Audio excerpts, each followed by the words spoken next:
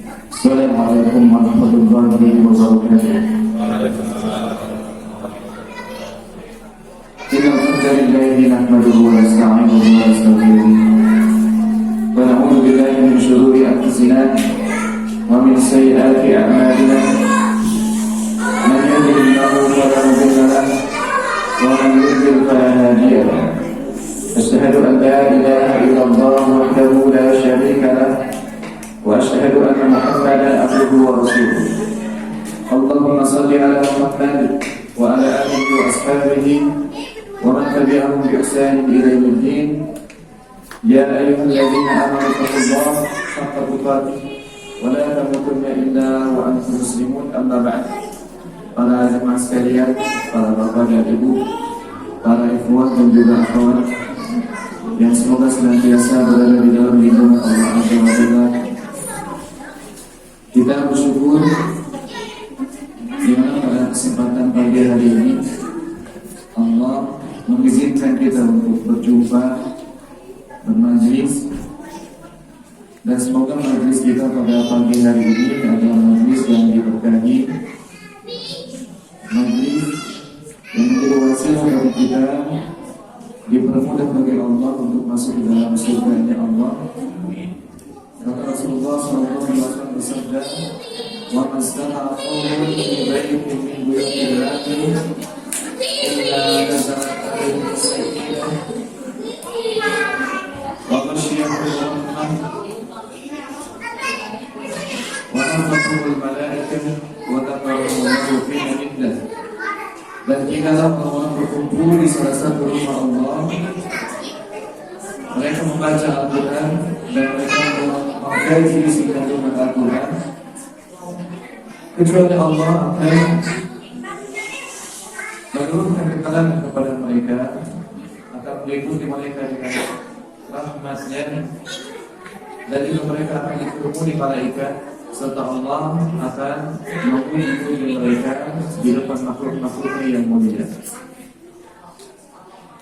Rasulullah SAW juga bersabda, "Man salaka tariqan yaltamisu fihi ilman, sahalallahu lahu bihi tariqan ila jannah." Siapa yang menempuh suatu jalan dalam rangka menuntut ilmu agama, maka Allah akan mudahkan baginya jalan menuju surga.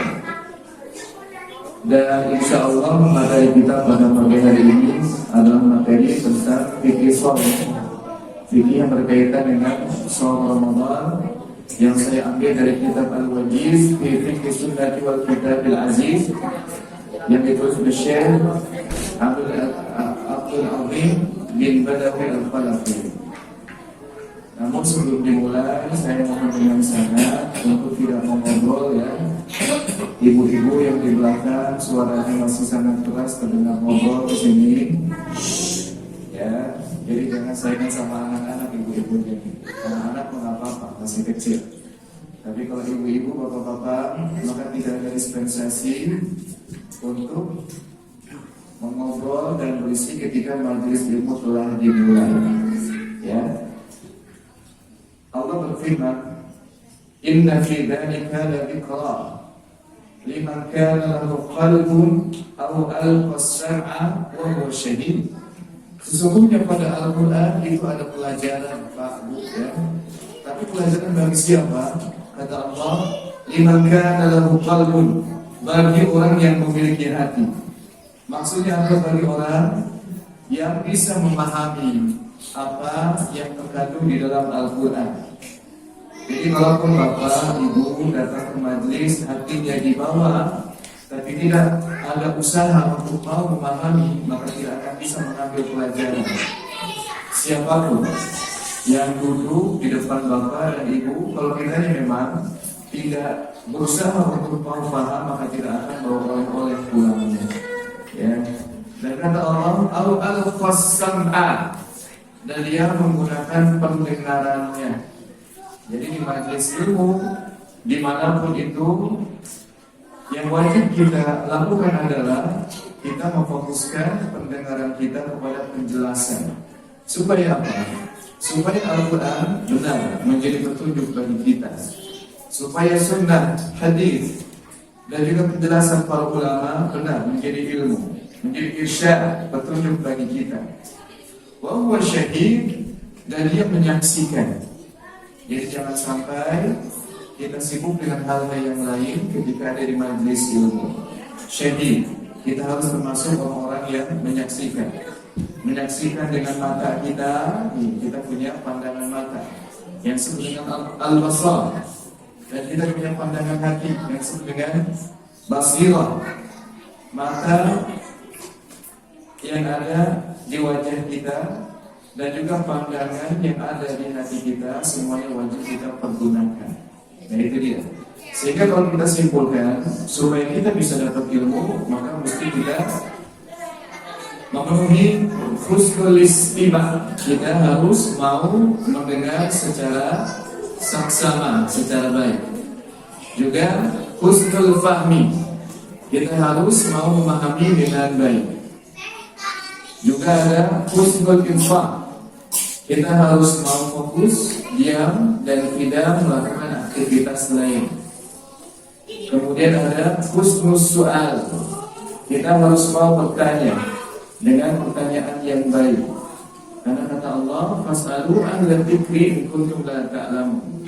Tanya kepada ahli Al-Quran, ahli ilmu, ahli agama saat kalian tidak mengetahui.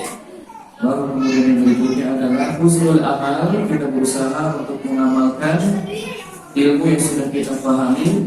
Dan yang terakhir husnul ta'lim, kita harus mau menyampaikan ulang ilmu yang sudah kita pahami, ilmu yang sudah kita amalkan, diajarkan kepada keluarga di rumah, suami kepada istri, istri barangkali kepada anak, kepada tetangga, kepada murid kita yang lain, dan begitulah seterusnya.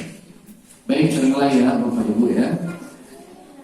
Kita mulai dengan hukum asyam. Apa? Hukum berpuasa di bulan Ramadan. Nah ini pertanyaan yang sebetulnya jawabannya sangat-sangat mudah sekali ya Pak Bu. Dari TK aja kita sudah hafal. Apa hukumnya Pak Bu? Wajib. Ya, bahkan bukan hanya sekedar wajib, tapi saum di bulan Ramadan itu adalah salah satu dari arkan Islam, rukun Islam yang 5. Di mana kalau rukun yakni tiang, Pak, sudut, kalau hilang maka suatu bangunan akan roboh. Islam itu adalah suatu bangunan, dan setiap bangunan pasti akan ada tiangnya. Betul atau tidak Pak?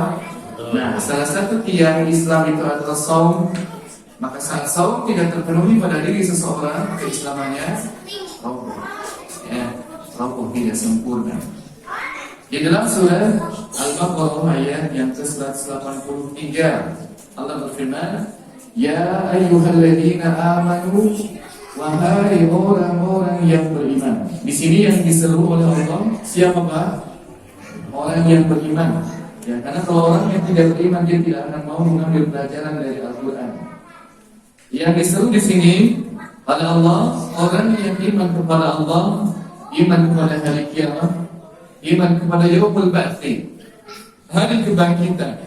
Bahwa manusia itu harus mempersiapkan amal sebaik-baiknya, karena dia nanti akan dibangkitkan, dia akan dihisab oleh Allah, kemudian dia akan dibalas sesuai dengan amalan-amalan yang telah dia lakukan. Kutiba alaikumus syiyam, puasa telah diwajibkan atas kalian. Kutiba ditulis tapi maksudnya adalah diwajibkan. Yang namanya wajib Pak ya, kalau tidak kita kerjakan maka berdosa. Orang yang tidak memiliki alasan syar'i, udzur yang syar'i, maka dia tidak boleh meninggalkan puasa di bulan Ramadan, karena kutiba diwajibkan alaikum kepada kalian wahai orang-orang yang mukmin. Ustaz, apakah puasa itu hanya diwajibkan untuk umat Nabi Muhammad saja? Jawabnya tidak. Umat-umat sebelum kita, mereka juga diberikan syariat puasa, walaupun tentunya ada rincian sunnahnya yang berbeda, rincian ajarannya yang berbeda. Tapi pada prinsipnya adalah umat di masa lalu kaum muslimin sebelum zaman Nabi Muhammad SAW, mereka berpuasa, kita pun juga berpuasa. Ini menunjukkan apa? Ini menunjukkan berarti puasa adalah salah satu syariat yang sangat agung. Sampai-sampai ini berlaku untuk semua umat sebelum kita. Sebagaimana halnya salat. Setiap umat sebelum kita mereka juga melakukan salat dengan tata cara atau syariat yang berbeda dengan kita. Mereka juga berpuasa dengan syariat tata cara yang berbeda dengan kita. Yaitu yang pertama, ya, hukumnya adalah wajib. Kemudian dari sunnah, dari hadis yang menunjukkan bahwa puasa itu adalah rukun. Puasa itu adalah wajib. Adalah hadis yang diriwayatkan. Di sini saya tidak mencatat riwayat siapanya. Oleh penulis yang disebutkan telah berlalu tahrifnya pada kitab Taharah. Saya tidak cek ulang di kitab Taharah. Jadi diriwayatkan oleh saya, tapi hadisnya sahih. Ya, silakan Bapak Ibu bisa melihat di kitab Al-Wajiz. Kata Nabi, "Bunyal Islam ala khamsin." Islam itu dibangun di atas 5 tiang. Syahadati an la ilaha illallah, yang pertama adalah bersaksi bahwa tidak ada sembahan yang benar kecuali Allah, wa anna Muhammadan Rasulullah, dan juga bersaksi bahwa Muhammad itu utusan Allah, bukanlah seorang Tuhan, bukan juga anak Tuhan, tidak seperti orang-orang Nasrani, Kristen, bukan juga manusia biasa, tapi seorang Rasul, seorang utusan, manusia yang mulia. Wa iqamis shalah, rukun Islam yang kedua adalah menegakkan salat. Wa ita'iz zakat, dan rukun yang ketiga adalah menunaikan zakat. Wa hajjil baiti, kalau dalam hadis yang ini yang disebut hajjul bait dulu, naik haji dulu. Wa shaumi Ramadan, dan berpuasa di bulan Ramadan. Tapi di riwayat yang lain seperti dalam hadis Jibril, ya, Jibril yang mengajarkan tentang rukun Islam, rukun iman, dan juga ihsan, yang disebut adalah Ramadan dulu, saum dulu, tidak masalah, karena dua-duanya sampai dari Nabi Sallallahu Alaihi Wasallam. Nah, ini berkaitan dengan pembahasan yang pertama. Jadi jangan sampai Pak Bu, ya, kita memiliki keyakinan yang aneh. Misal meyakini bahwa puasa Ramadan tidak wajib, hati-hati. Meskipun dia puasa, tapi kalau dia tidak meyakini kewajiban puasa, maka dia bisa murtad. Dia terjadi kepada ridha, bisa mengeluarkan dari Islam. Kenapa?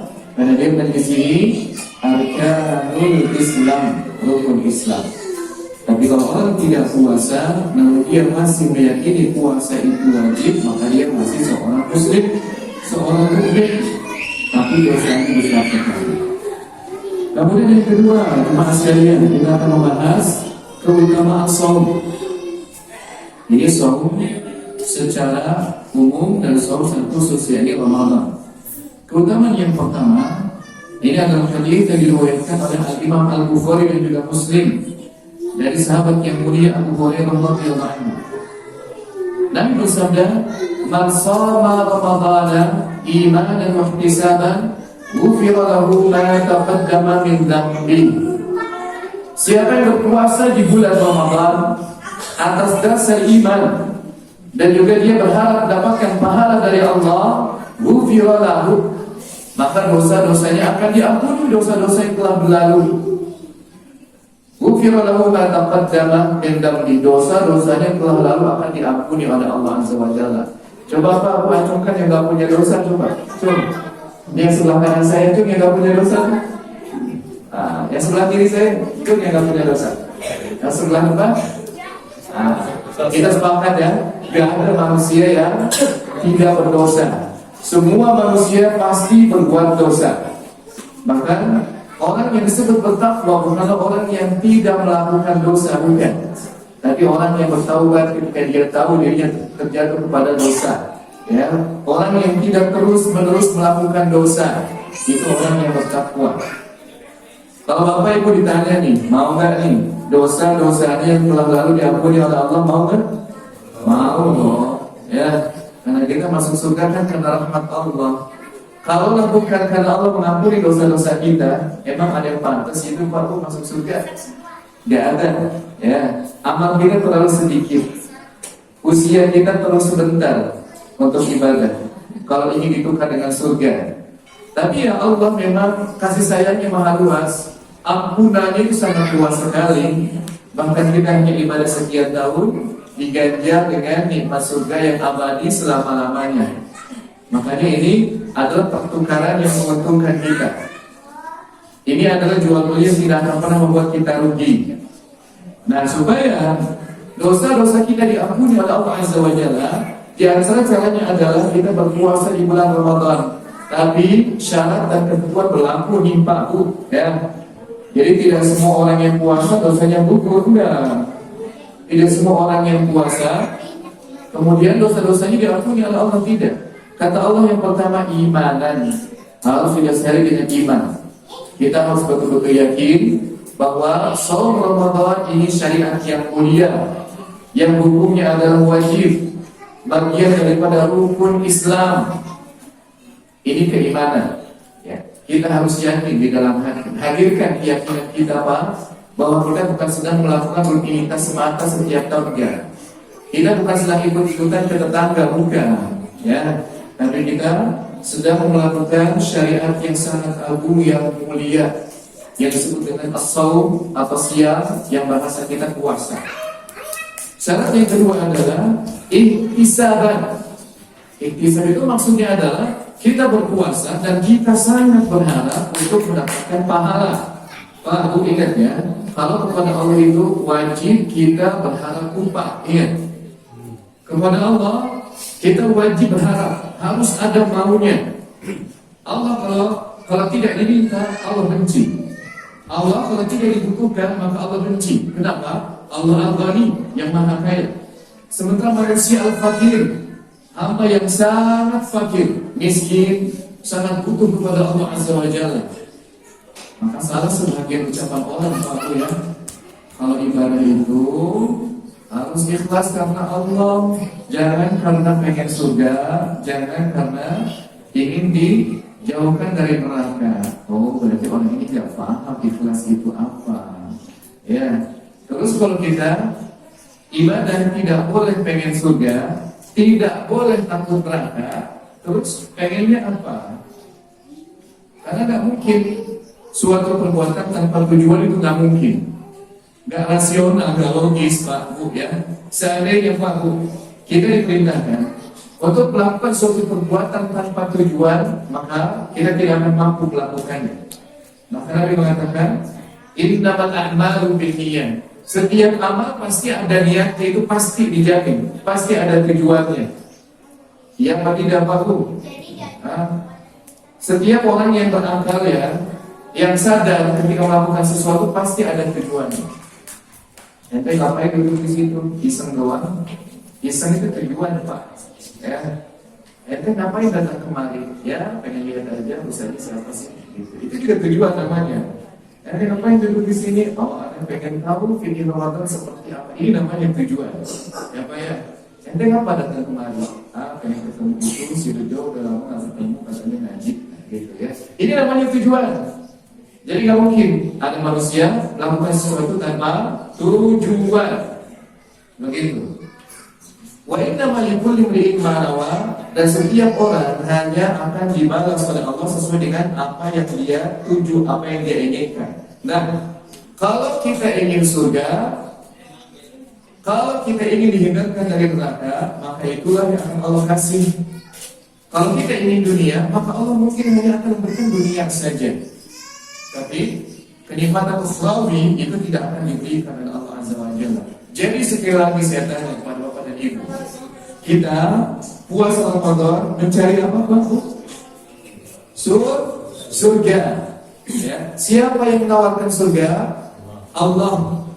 Jadi kalau kita ibadah karena ingin surga, itu disebut ikhlas atau tidak? Disebut ikhlas. Kenapa? Karena tidak ada yang menawarkan surga kecuali Allah Azza wa Jalla. Kecuali ada yang lain yang menawarkan surga selain Allah, itu namanya tidak ikhlas. Tapi kan itu mustahil. Saya tanya lagi Pak, kalau kita nih ibadah termasuk puasa di bulan Ramadan? Karena supaya bisa dihindarkan dari neraka. Ini ikhlas atau bukan? Ikhlas ini namanya, karena tidak ada yang ancam dengan neraka kecuali Allah Azza wa Jalla. Jadi kita disebut ikhlas itu kalau ibadah kita sebagai ungkapan cinta dan syukur kita kepada Allah. Kita melakukan ibadah sebagai bentuk harapan kita terhadap janji-janji Allah, di antaranya surga, ridho, rahmat, begitu ya. Dan kita melakukan ibadah atau meninggalkan larangan karena takut kepada azab Allah Azza wa Jalla. Ya, ini di antaranya ya, man shoma ramadhana imanan wa ihtisaban. Siapa yang berpuasa di bulan Ramadan karena dasar keimanan dia, wa ihtisaban, karena harapan dia. Harap apa Pak? Sekali lagi. Surga, ya. Tapi kan surga itu sangat istimewa. Jadi jatuh-jatuhnya tetap aja itu karena rahmat Allah, karena ridho Allah kita masuk surga. Tapi nggak mungkin juga kita bisa dapat ridho rahmat Allah kecuali kita beramal dengan ikhlas dan sesuai dengan tuntunan. Contoh dari Nabi Sallallahu Alaihi Wasallam.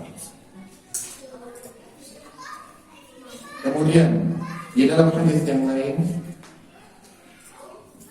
yang diriwayatkan oleh Imam Al-Bukhari dan juga Muslim dari Abu Hurairah radhiyallahu anhu, Rasulullah sallallahu alaihi wasallam bersabda, Allah berfirman, hadis kursi berarti ya. Allah berfirman, "Kullu amal ibni Adam lahu." Semua amal ibadah anak Adam lahu itu untuk dirinya. Jadi Allah butuhkan kepada ibadah kita? Enggak. Manfaatnya kembali ke siapa? Kepada kita. Jadi yang butuh kepada ibadah itu kita, bukan Allah. Karena yang ingin surga itu kita, bukan Allah. Allah hanya menyediakan aja, menyediakan surga, menyediakan neraka. Kemudian Allah menjelaskan yang masuk surga, yang ingin surga jalannya ini, ya, dan ini adalah yang menyebabkan orang masuk neraka. Allah menjelaskan hal itu dengan menurunkan kita langsung dari langit. Sepanjang zaman pasti ada petunjuk dari Allah, berupa firman, berupa wahyu, dan diutus pula utusan-utusan untuk setiap umat. Walau ba'atsna fi kulli ummatin rasulah, dan sungguh kami telah mengutus seorang rasul untuk setiap umat. Nah, untuk menjelaskan ya bagaimana cara ibadah, cara mentauhidkan Allah itu gimana, jalan masuk surga itu yang mana jalan yang bisa membuat orang masuk ke dalam neraka. Itu dijelaskan oleh Allah melalui para utusannya. Dan kata Allah, setiap amalan anak Adam itu untuk dirinya sendiri, illa siyama fa innahu li, kecuali puasa. Kalau puasa itu untuk aku, coba saya spesialnya puasa, seolah-olah nih, ya, seolah-olah kalau amalan yang lain itu bukan untuk Allah, sementara puasa hanya untuk Allah, seolah-olah begitu. Karena hakikatnya seluruh ibadah kita hanya boleh ditujukan kepada siapa? Kepada Allah. Ya, tidak boleh ditujukan kepada selain Allah. Tidak boleh kita melakukan ibadah untuk kepentingan duniawi, entah karena materi, entah karena kekuasaan, entah karena malu dengan tetangga, misal, atau karena khawatir dicap orang yang tidak saleh, misalkan, tidak boleh. Harus karena Allah. Wa ma umiru illa liya'budullaha mukhlishina lahu-d-din.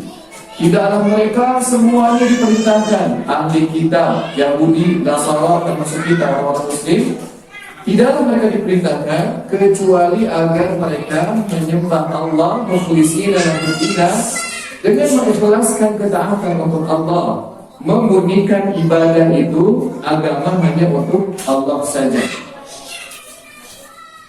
Wa ana ajzi bihi, dan akulah yang akan mengupahnya. Perhatikan baik-baik Pak Bu. Ini spesialnya puasa. Pertama, seolah-olah hanya puasalah yang untuk Allah. Yang kedua, Allah menyebutkan ana ajzi bihi, aku yang akan memberikannya upah, pahala, balasan. Memangnya kalau sholat siapa gitu yang upah kita? Kan Allah juga. Memangnya kalau ibadahnya seperti sedekah, umrah, haji, talabul ilmi, siapa yang kasih pahala Pak? Allah. Tapi kenapa Allah mengatakan wa ana ajzi bihi, dan aku sendiri yang akan memberikan jaza, pahala atau balasan. Pertama, ini menunjukkan bahwa saum adalah ibadah yang batin, yang hanya diketahui oleh Allah Azza wa Jalla. Bedakan dengan salat, itu lagi ngapain? Lagi sholat, ya, bukan lagi main bola, bukan juga lagi umroh, lagi sholat. Jadi bisa dibedakan. Coba sekarang kita bisa bedain nggak mana yang lagi puasa, mana yang enggak? Dan bisa ya? Atau nantilah di bulan Ramadan kita kumpul di masjid jam 12, bisa gitu dibedakan mana yang lagi puasa dan mana yang tidak? Nggak bisa dibedain. Sebagian ada yang ngumpet-ngumpet di rumahnya, dia ngerokok, dia makan, di tempat tongkrongan khususnya dia udah ngerokok, dia minum dan seterusnya. Jadi puasa ibadah yang batin, tidak terlihat kecuali kita yang ngasih tahu orang lain. Dan kita pun bisa menipu orang sih sebetulnya. Ya, makanya itu yang disebut kullu amal ibni adam lahu illa siyam. Semua amalan anak Adam baginya kecuali puasa. Kadang kalau amalan ibadah yang lain itu instan Pak. Ya, apanya? Upahnya. Contoh misal orang baca Quran, begitu merdunya, tiba-tiba dia disukai oleh banyak orang. Ustaz ajarin aku dong, Ustaz ajarin anak aku dong, Ustaz jadi imam dong, Ustaz jadi guru dong, bla bla bla. Ya, karena ketahuan. Itu diantara manfaat yang disegerakan oleh Allah Azza wa Jalla. Contoh yang lain, adzan. Ya. Orang adzan kedengaran apa tidak Pak? Bisa nggak dibedain dengan pengumuman yang lain? Bisa, ya, suaranya bagus, masya Allah, ya Ustaz atau akhi atau bapak, ya tolong jadi muadzin tetap di mana di Dubai, ya dengan gajinya 10 juta sekali adzan, ya. Tapi kalau puasa kan nggak begitu, makanya Allah mengatakan kullu amalin bi adam lahu illa siyam fa innahu li. Kalau puasa itu untuk aku, wa ana ajzi bihi, dan aku yang akan langsung mengupahnya. Pak, Bu, kalau amalan yang lain, cara mengubahnya adalah satu kebaikan dibalas 10 kali lipatnya atau sampai 700 kali lipat. Begitu kan? Dalam Al-Quran seperti itu, di dalam hadis juga seperti itu. Dilipat gandakan tuh kebaikan kita sampai 10 kali lipat atau 700. Tapi kalau puasa itu gak pakai rumus itu. Allah berfirman, ini wa ala ajzibihi, dari firman Allah, ya, tapi bentuknya adalah hadis kursi. Ini sama rumusnya dengan kesabaran. Jadi bukan kebaikan dikali lipatkan menjadi 10 atau 700 enggak, tapi tanpa hisab, ya, tanpa ada hitungan. Allah berfirman, innama yuwaffas sabiruna ajrahum bighairi hisab. Hanya orang-orang sabar, ya, pahalanya diberikan oleh Allah tanpa hisab, tanpa hitung-hitungan. Jadi sekali sabar, pahalanya nggak dilipat gandakan 10 atau 700 enggak, tapi bighairi hisab. Makanya sabar itu susah. Dan di antara nama lain dari saum Ramadan, dan kenapa nih bulan Ramadan disebut Syahrul As-Sabri, bulan kesabaran. Karena apa? Ya, di satu sisi memang puasa butuh kesabaran, di sisi lain memang pahala puasa itu seperti pahala sabar dalam hal pelipat gandaannya itu diberi hisab, tanpa dihitung satu dibalas 10 kali lipatnya. Tapi bersyarat loh Pak Bu, ini syarat ketentuannya wajib kita ingat ya Pak Bu ya. Gimana caranya supaya puasa ini benar-benar menjadi penghapus dosa kita, ya. Puasa ini bisa menjadi tiket bagi kita untuk masuk surga melalui pintu ar-rayyan dan seterusnya. Ini di antara syarat yang akan kita bahas. Fa idza kana yauma shaumi ahadikum fala yarfuth. Jika salah seorang di antara kalian sedang menjalani puasa, fala yarfuth, yang pertama jangan rafath. Rafath itu adalah ucapan-ucapan yang kotor, ucapan-ucapan yang rusak, entah ucapan cabul, ucapan pornografi, atau ucapan-ucapan dusta dan seterusnya. Berarti kalau orang sedang puasa, dia ucapannya cabul, ucapannya kasar, dia tidak menjaga lisannya, ya puasanya sah, tapi pahalanya tidak didapatkan. Karena tidak semua orang yang sah puasanya dia mendapatkan pahala dari Allah. Dua hal yang berbeda. Karena puasanya bukan batal dengan bohong. Puasa bukan batal dengan berkata-kata cabul atau kotor, bukan. Tapi puasa batal dengan makan, dengan minum, dengan jima, dengan muntah secara sengaja. Itu puasanya batal. Tapi pahala batal dengan apa? Dengan rafaz di antaranya. Apa itu rafaz tadi? Ucapan yang kotor, ucapan yang cabul dan seterusnya. Tidak boleh. Wala yaskhab, dan jangan gaduh. Ini siapa yang suka ribut? Ya, gak boleh. Berarti Ustaz, kalau lagi puasa boleh nggak ribut? Ya, bukan seperti itu maksudnya. Kalau di hari-hari normal saja, kita membuat keonaran, membuat keributan, ganggu orang, itu jelas nggak boleh. Akal kita aja nyampe ke situ. Nggak perlu pinter, Pak. Kita memahami bahwa kita nggak boleh membuat keributan. Kita tidak boleh ganggu orang. Kita tidak boleh egois. Ya, nggak perlu pinter kan, Pak? Ya, cukup kita punya rasa empati kepada orang lain, punya simpati kepada orang lain. Waleskhab, jangan ribut. Berarti kalau misalkan bapak nih, ya bukan bapak saya si Bejo aja ya, yang nggak ada di sini. Ada yang namanya Bejo di sini? Nggak ada ya? Si Bejo lah, ya. Dia di rumahnya nyetel musik misalkan sampai tetangganya terganggu. Kira-kira besarkan kepala puasanya? Bisa. Nggak puasa itu sudah zalim kepada tetangga, apalagi sedang puasa. Tapi batal nggak puasanya, Pak? Nggak batal karena dia nggak makan, kecuali alat musiknya dimakan sama dia. Itu batal namanya. Boleh sekolah. Boleh jahat dan jangan berbuat bodoh. Nah, ya, Ustaz, anak saya 3 kali nggak naik kelas, itu maksudnya bukan itu, ya. Berbuat bodoh, berbuat dosa, berbuat kesalahan, berbuat kezaliman. Karena pada dasarnya semua bentuk dosa itu disebut kebodohan. Karena seringkali sebetulnya kita tahu itu salah, tapi tetap aja bodohnya kita tetap dilakukan juga. Walayah. Kalau di puasa Pak, ada yang menghina kita, kita balik hina. Itulah biasa bentuk kebodohan.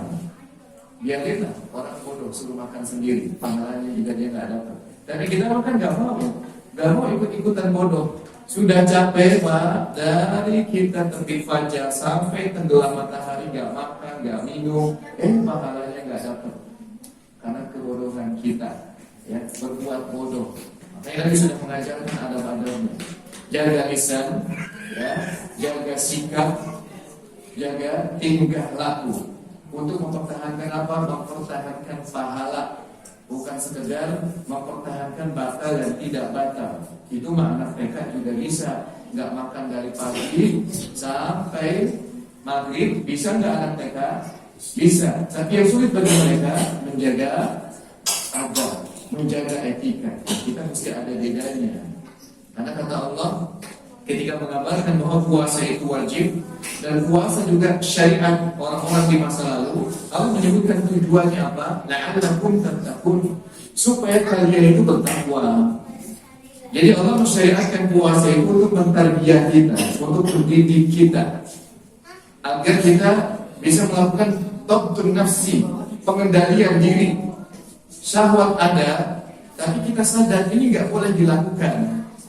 Keinginan ada, tapi kita sadar ketika itu terlarang, maka kita menahan diri. Contoh lagi puasa Pak, rasa lapar tetap ada, makanan ada, tapi kenapa kita nggak makan? Kenapa kita mengendalikan diri kita? Karena kita tahu ada aturan yang berlaku di situ, di mana kita meskipun lapar, meskipun haus, aturannya nggak boleh makan dan nggak boleh minum. Sampai kapan? Sampai tenggelamnya matahari. Ini namanya tarbiyah, Pak. Ini namanya pendidikan yang Allah berlakukan untuk kita, supaya kita bisa thabtun nafsi, mengendalikan diri kita. Karena diri itu pada dasarnya liar, Pak, ya. Syahwat itu pada dasarnya dia terus merengek dan tidak akan ada habisnya.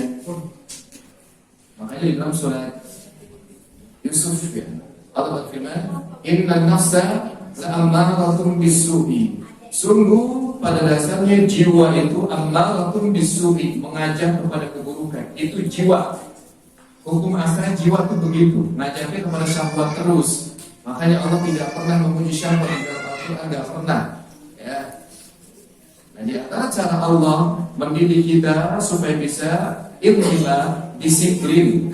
Manusia itu mesti sadar, dia akan bisa lepas dari aturan dimanapun dia hidup. Nah, caranya tadi dengan melakukan puasa dan menerapkan adab-adabnya. Kemudian Nabi SAW memberikan contoh, ya, contoh real bahwa yang namanya melakukan ketaatan ya ada tantangannya, tapi ingat kita mesti tetap bisa mengendalikan diri. فَإِذَا شَاتَمَهُ أَحَدٌ أَوْ قَاتَلَهُ فَلْيَقُلْ إِنِّي صَائِمٌ. Jika seandainya ada seseorang yang mencaci, ada seseorang yang memaki-maki, marah-marahin kita gitu Pak ya, lisannya bahkan tidak berhenti merendahkan, mencaci dan seterusnya, أَوْ قَاتَلَهُ, atau ngajak dulu gitu ya, qatalah itu ngajak dulu, qatalah itu ngajak perang, artinya nggak mungkin itu sama muslim disebutnya bunuh-bunuhan, artinya ngajak berantem, ngajak ribut begitu. Fadiyakul inni sha'im, cukup katakan saya sedang puasa. Nah, ya, ini adab yang diajarkan oleh Allah Azza wa Jalla melalui nabinya. Di antara contoh intibat, dhabtun nafsi, kita mendisiplinkan diri adalah kita tahu bahwa kita punya aturan, kita hidup punya misi, sesuatu yang dituju, kita pengen surga. Surga harus beramal supaya mendapatkan rahmat dan ridha Allah Azza wa Jalla.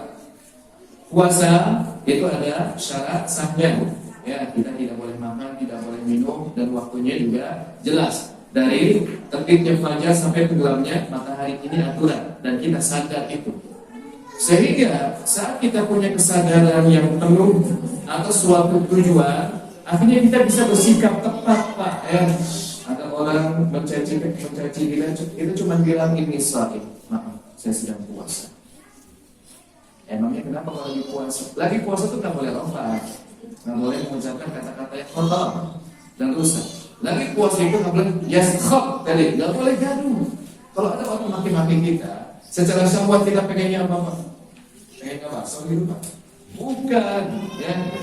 Kita pengen ngebales Pak. Itu syahwat semua manusia begitu. Ya nggak Pak? Bapak direnakin sama orang yang dimaki-maki. Bapak pengennya apa? Pengen balas maki kan Pak ya? Tapi itu namanya al-jahlu, kebodohan.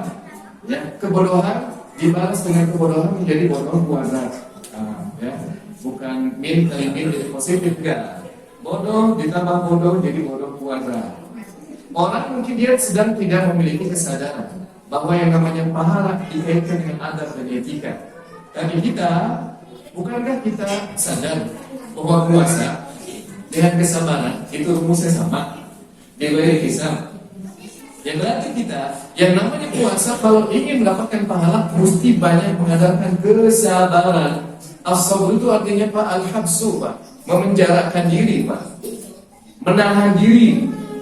Diri pengennya ini, tapi kita tahan. Al-habsu, as-sabru, tahan supaya tetap berada di atas jalan yang lurus, ya, di atas jalan ketaatan. Ditahan supaya tidak melakukan maksiat. Ditahan supaya tidak mengeluh dan marah atas takdir pahit yang ditetapkan oleh Allah untuk kita. Itu as-sabru, ya, al-habsu, menahan. Ustaz kok ngomong gampang banget. Aku cuma menyampaikan sabda Nabi aja, makanya gampang banget.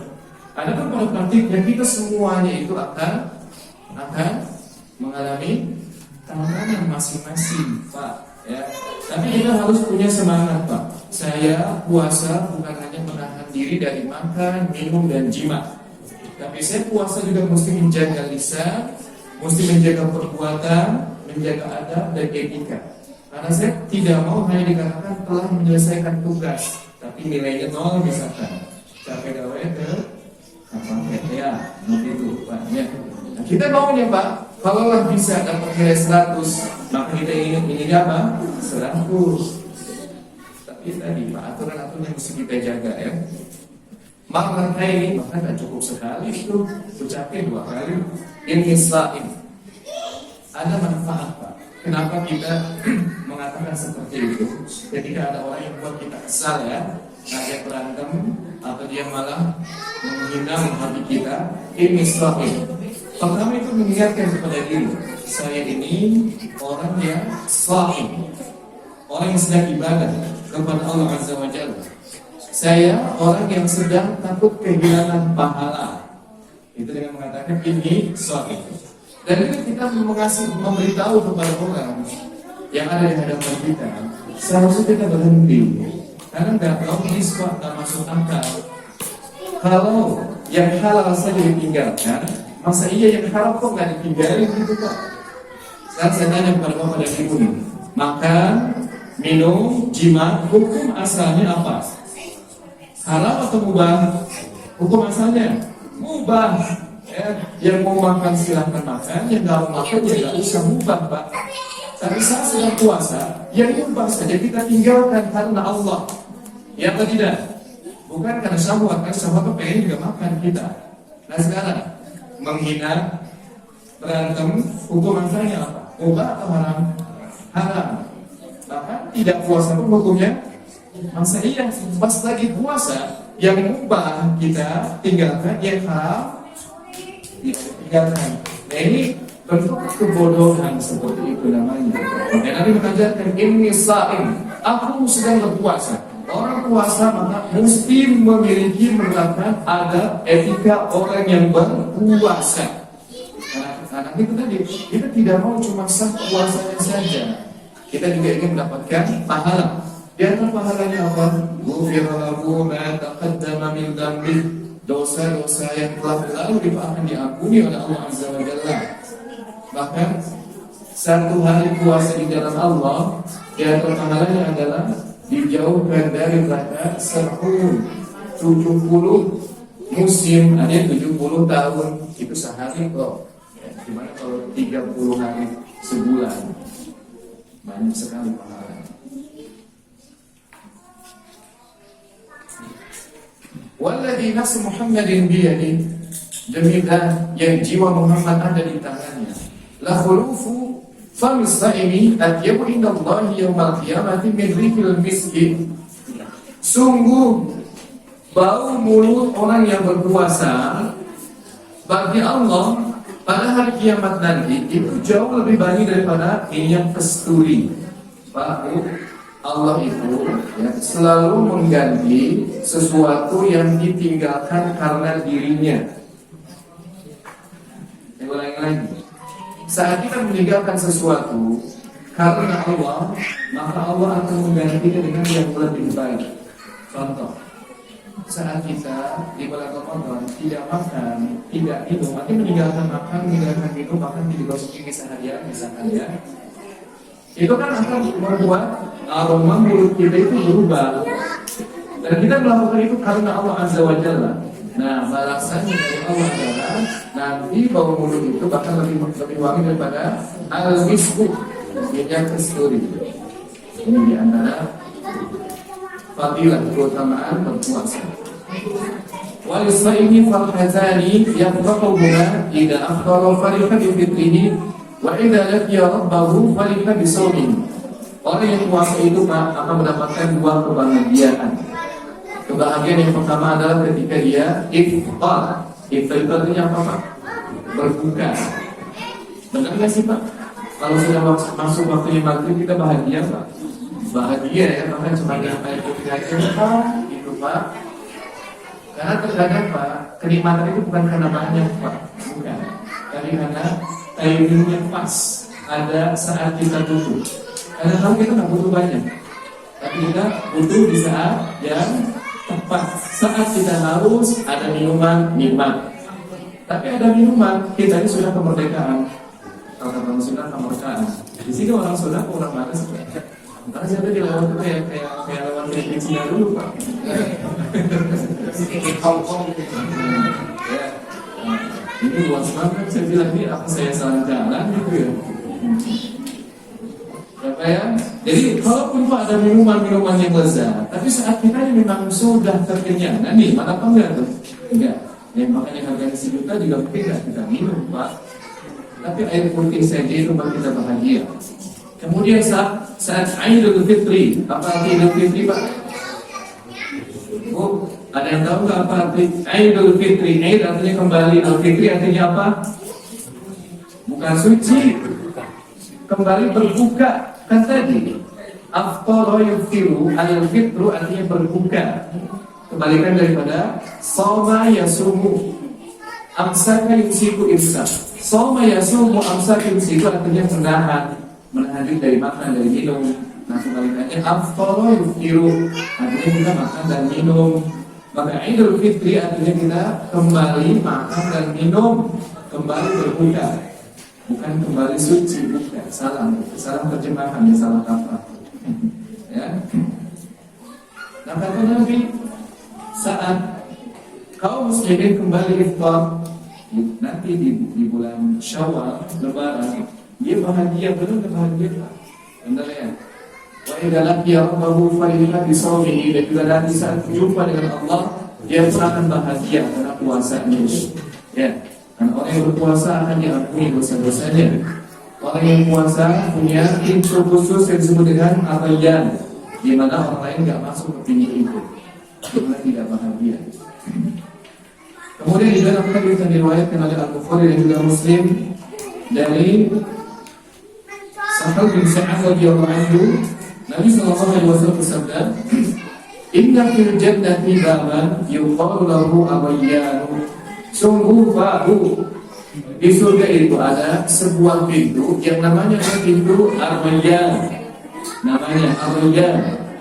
Yadkhulu minhu as-sa'imuna yawmal qiyamati la yadkhulu minhu ahadun ghairuhum. Di mana orang yang berpuasa nanti pada hari kiamat akan masuk ke dalam surga melalui pintu itu. Melalui pintu Ar-Rayyan, dan yang lain itu tidak masuk melalui pintu itu. Yuqalu, maka nanti akan dipanggil Pak. Aina shaimun, mana orang yang dahulu berpuasa di dunia? Fayaqumu la yadkhulu minhu ahadun ghairuhum. Maka akhirnya orang-orang yang puasa ini mereka pun berdiri. Adapun yang lainnya enggak puasa, mereka tidak berdiri. Fa idza dakhalu ughliqa falam yadkhul minhu ahadun. Kalau orang-orang yang dikasih pahala karena puasa itu sudah masuk semuanya ke dalam surga melalui pintu Ar-Rayyan, maka pintu ini pun ditutup dan tidak ada lagi yang lain yang masuk melalui pintu itu. Jadi pintunya tidak itu apa ya, pintu khusus. Tapi syarat dan ketentuan berlaku, ingat, bukan bagi orang yang sekedar gak makan, gak minum, gak jima, bukan itu. Itu pun baru sah puasanya, bukan dapat pahala. Adapun dapat pahala adalah bagi orang yang menjaga adab dan etika. Dalam hadis yang lain Rasulullah SAW bersabda, "Rubba sha'imin laisa min siyamihi illa ju'." Betapa banyak orang yang berpuasa namun dia tidak mendapatkan apapun dari puasanya illa ju', kecuali rasa laparnya saja. Wal qa'imin laisa lahu min siyamihi illa sahar. Dan betapa banyak orang yang sholat malam, dia tidak mendapatkan apapun dari sholat malamnya kecuali hanya adalah begadangnya saja. Artinya dia tidak dapat pahala. Kenapa? Karena pahalanya berguguran.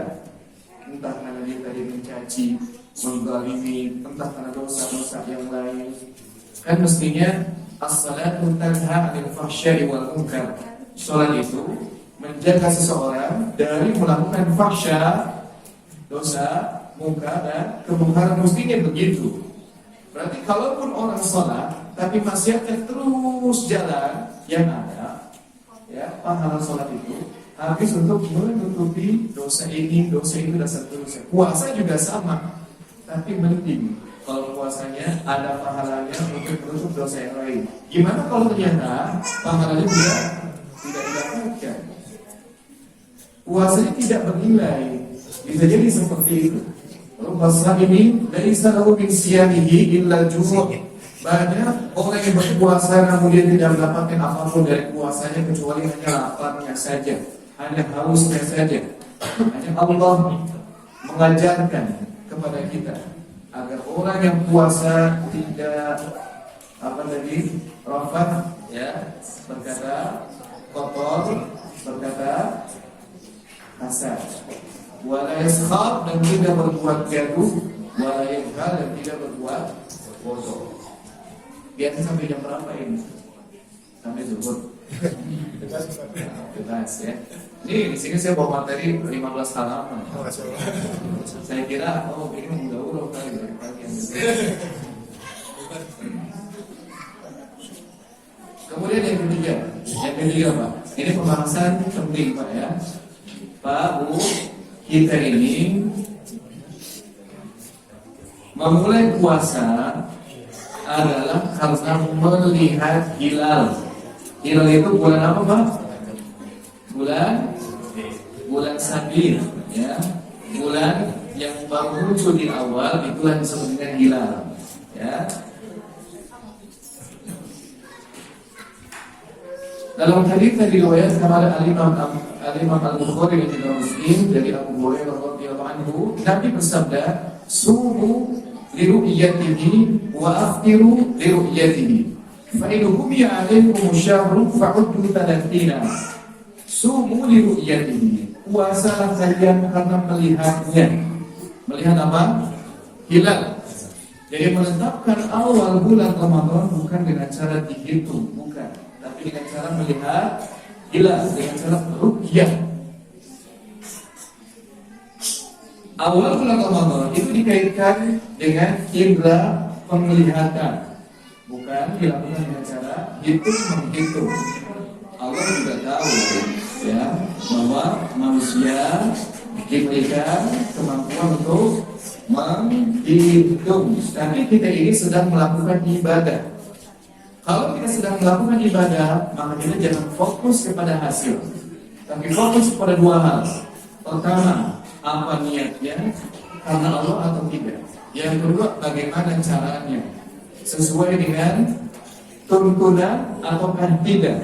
Adapun hasil, sama aja, hasilnya juga puasa hari itu juga. Tidak, ya, kita tidak dituntut hasil, kita dituntut niat. Innamal a'malu binniyat wa innamal likulli imrin ma nawa wa ma umiru illa liya'budullaha mukhlishina lahu-d-din. Yang kedua, benar ya caranya. Karena kita sedang ibadah. Sementara ibadah tauqifiyah. Ibadah itu pensyariatannya dan caranya itu mesti melihat dalil. Gak bisa kita berinovasi, gak bisa kita mengandalkan akal kita, mengandalkan perasaan kita, mengandalkan warisan budaya nenek moyang kita, gak bisa. Kata Allah, "Wa ma atakumur rasulu fakhuduhu wa ma nahakum anhu fantahu." Dan apa yang dibawa Rasul ambil, kerjakan begitu. Wa ma nahakum anhu fantahu, dan apa yang dilarang, tinggalkan. Man 'amila amalan laisa 'alaihi amruna fahuwa raddun. Siapa yang melakukan suatu amal ibadah yang tidak sesuai dengan tuntunan dari aku, maka dia ditolak. Meskipun tujuannya baik, tapi kalau caranya tidak benar maka tertolak. Ya. Kembali lagi kepada pertanyaan, dengan cara apa kita menetapkan awal bulan Ramadan dan akhir bulan Ramadan? Jawabnya adalah dengan ru'yah. Sumu di ru'yah ini. Ustaz, sekarang itu banyak polusi, Ustaz, jarang kelihatan, ya. Apalagi juga ya iklim berubah-ubah, sering mendung dan seterusnya. Nabi juga sudah memberikan solusi. Fa'ilhumi 'alaikum syahru. Kalau pada waktu itu ternyata mendung, fa'udhu 30, maka jadikan saja Sya'bannya menjadi 30 hari. Karena nggak mungkin bulan Hijriyah 31. Dalam bulan Hijriyah jumlah hari itu hanya 29 dan 30 saja. Nah, tinggal dilihat saja di akhir bulan Sya'ban. Kalau kelihatan, maka ya udah besoknya puasa berarti, meskipun baru 29 hari. Tapi kalau di tanggal ke-29 ternyata belum kelihatan hilalnya karena mendung misal, faqudul 30, maka jadikan hitungan hari bulan Sya'ban menjadi 30. Agama itu sebetulnya sederhana. Ya, Ustaz, lihatnya harus pakai apa? Ustaz, pakai teropong gitu. Kita tidak boleh, ya, tidak boleh takalluf mempersulit diri. Ya, kalau teropongnya punya silahkan pakai. Tapi kalau nggak ada, kembali kepada hukum asalnya bahwa yang namanya hilal itu cukup dilihat dengan ru'yatul ain, dilihat dengan mata telanjang kita. Kelihatan alhamdulillah, tidak kelihatan maka fa'udul talatina, hitung saja menjadi 30 hari. Dan hukum asalnya Pak, dalam bulan Hijriah, hitungan hari itu adalah 30, ya. Hukum asalnya begitu, kecuali sebelum tanggal 30 sudah muncul hilal, berarti 29. Gitu caranya. Jadi jangan dibalik. Hukum asalnya 29 ini, hukum asalnya 30. Kenapa jadi 29? Karena sudah ada hilal duluan yang muncul. Kalau tidak kelihatan, kembalikan lagi kepada hukum asalnya, bahwa hukum asal jumlah hari dalam Hijriah adalah 30 hari. Kita sedang ibadah, sekali lagi. Ribut amat sih Ustaz, dihitung lebih gampang. Monggo, kita sedang ibadah atau sedang mencari hasil. Ya, kalau sedang ibadah maka jangan sembarangan. Kata Allah, la tuqaddimu baina yadayillahi wa rasulih. Jangan kalian melangkahi Allah dan Rasulnya. Yang namanya ibadah, caranya sudah baku. Allah yang langsung menurunkan dari langit. Allah mengutus seorang utusan untuk menjelaskan bagaimana cara ibadah yang dicintai oleh Allah. Ya. Makanya Imam Al-Bukhari punya judul khusus di dalam Sahih Al-Bukhari. Judulnya apa? Bab al-ilmu qabla al-qawli wal amal. Bab tentang ilmu itu sebelum berkata dan sebelum berbuat. Itulah dalam beragama. Jadi jangan dibalik. Quran, sunnah ada di belakang punggung kita sudah di depan duluan, jangan. Quran, sunnah, yakni dalil itu mesti menjadi imam kita, menjadi petunjuk kita, hidayah kita. Seperti sekarang kan Bapak Ibu datang ke majelis ingin tahu yang seperti apa. Ini benar, puasanya belum dilakukan, ilmunya sudah duluan. Bukan nanti puasanya sudah tamat, ya baru kita berharap mendapatkan pahala yang utuh. Bahaya.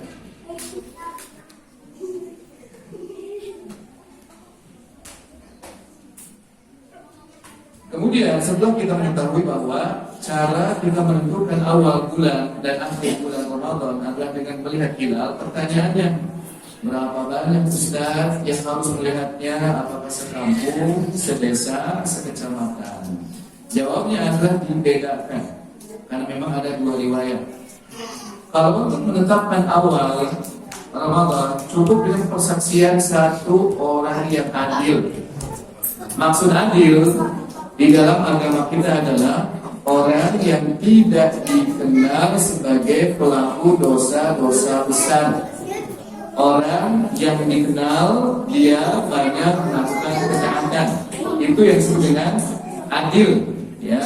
Jadi Bapak nih kalau nanti misalkan membaca, oh syarat wali harus adil, syarat ini harus adil, maksud adil di sini itu ya, orang yang melakukan ketaatan dan tidak dikenal sebagai para pelaku maksiat.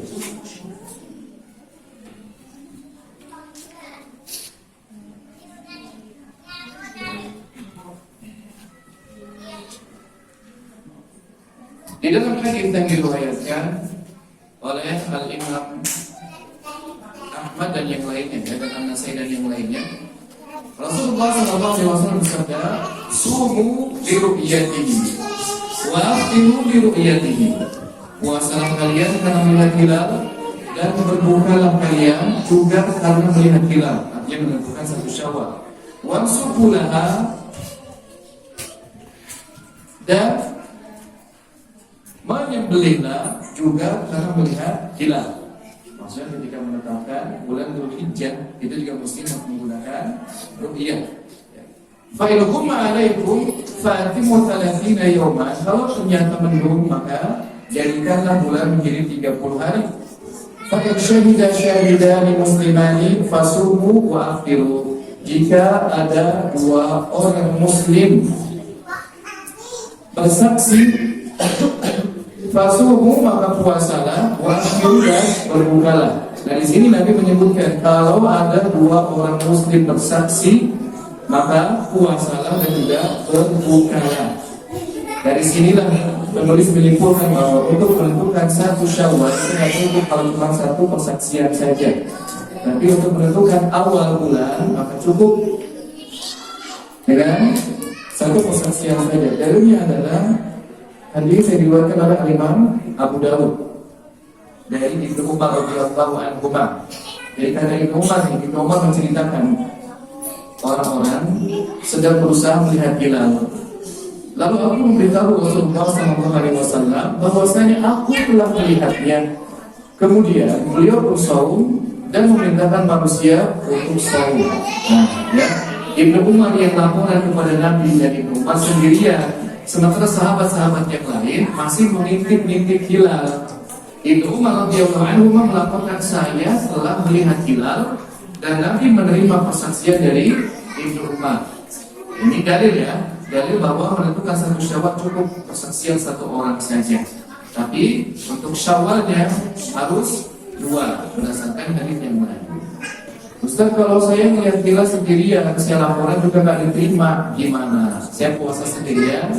Maka jawabnya tidak, ya. Kita puasa tetap mengikuti keumuman masyarakat yang ada di tempat kita. Kenapa? Karena kata Nabi, as-sawmu yauma tasumun wal fitru yauma tuftirun wal adha yauma tudhun. Ini adalah hadis yang diriwayatkan oleh Al-Imam At-Tirmidzi, ya, hadis yang sahih. Ya. Kata Nabi, as-sawmu yauma tasumun, puasa itu adalah hari di mana kalian semua berpuasa. Jadi puasa itu bukan amal yang sifatnya fardhi, ya, bukan sifat individual, tapi jama'i. Mesti melihat negeri kita puasanya keumumannya kapan. Jadi jangan sendirian dalam satu desa gitu. Bapak nanti lebaran sendirian, munggahan sendirian, tidak boleh begitu. Itu menyelisihi sunnah. As-sawmu yauma tasumun, puasa adalah hari di mana kalian semua berpuasa. Wal fitru yauma tuftirun, begitu pun lebaran, ya, iftar itu adalah hari di mana kalian semua lebaran. Jadi jangan bercanda, nanti lebaran sendirian. Harus satu keluarga aja gitu, ya. Wal adha yauma tudhun, begitu juga Idul Adha, memotong itu adalah hari di mana semua orang melakukan Idul Adha. Berarti puasa juga Idul Fitri itu adalah ibadah yang sifatnya kolektif, jamaah. Sehingga peran penguasa di sini sangat penting sekali. Penguasalah yang mesti menjadi penengah, yang bisa menyatukan bangsa, ya. Jadi jangan sendiri-sendiri, Pak. Kita sampai jam 11. Sampai jam berapa? 11. Sampai setengah 11 saja. Ya, silakan kalau begitu sampai sekarang, sampai sini saja, ya. Nanti sisanya dibaca tuh. Saya sudah kasih punya artikelnya kepada panitia. Baca saja sendiri, silakan. Boleh, silakan kalau ada yang mau bertanya, Pak, silakan. Ada apa? Diskusi, menambahkan, mengoreksi, maka silakan. Silakan, Pak.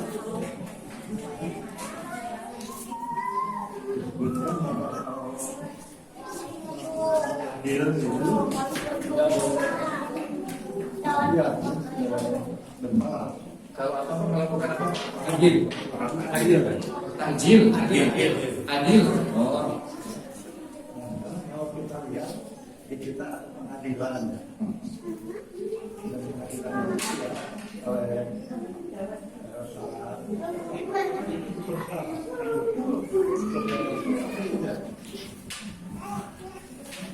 iya, seharusnya orang-orang yang dijadikan sebagai saksi, ya, apalagi sebagai hakimnya dong, Pak. Saksinya aja.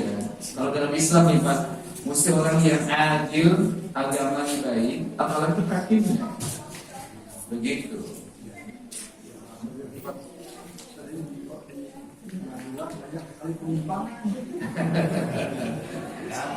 Ada hubungan, semoga Allah memberikan hidayah kepada mereka, Pak, ya. Iya. Iya. Jangankan kebanyakan hal semacam itu yang mungkin barangkali bagi sebagian orang itu sama yang lain tidak diketahui. Perkara yang jelas terang-terang saja, sebodoh-bodohnya mungkin tahu, itu tetap saja banyak yang menyelisihinya. Contohnya apa? Sholat, Pak ya. Coba, sebodoh-bodohnya seorang muslim Pak, pasti dia tahu Pak, dalam Islam ada syariat sholat, tapi tetap saja banyak orang nggak sholat. Itu yang terang benerang seperti matahari Pak ya. Apalagi yang masih samar bagi sebagian orang, bahwa ternyata menjadi saksi itu diantara syaratnya adalah adil. Maka nanti menjadi saksi itu dengan sembarangan ya, dengan asal tokoh ini dan itu enggak. Cari yang adil, yang agama yang baik. Nah itu syarat, tidak syarat. Ya, Allah alam. Ada lagi, silakan. Ya, ibu-ibu biasanya suka nanya, ibu juga udah pengen makan dari ibu makan. Jadi ini saya masih dari pagi. Silakan yang sebelah kanan saya nih. Ya, silakan sebelah kanan. Kalau nggak ada yang tanya itu nggak seru, Pak. Assalamualaikum warahmatullahi wabarakatuh. Waalaikumsalam. Mungkin bertanya tentang kesaksian tadi Ustaz yang Hilal. Kalau dari yang lain atau case yang lain itu saksi laki-laki bisa dijadikan dua wanita ini case yang lain. Apakah di sini berlaku perjuangan? Hilal oleh perempuan. Iya. Allah alam. Saya tidak tahu apakah mesti seperti syarat-syarat yang lainnya gitu kan, apakah berbeda Allah alam. Saya tidak sempat mempelajari itu. Silakan yang lain. Ada yang lain pertanyaannya mungkin yang lebih mudah.